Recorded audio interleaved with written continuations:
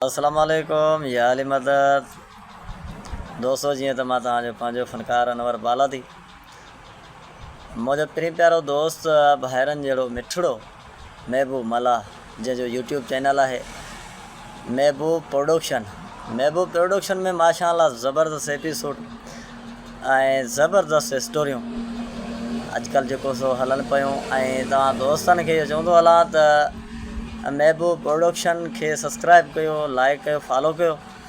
जियां त हिकड़ी शॉर्ट स्टोरी है जेका 27/9/2025 जी शाम 7:30 बजे रिलीज़ कई वेंदी उन ते तव्हां दोस्तन के अर्ज़ है त सब्सक्राइब करे वठो।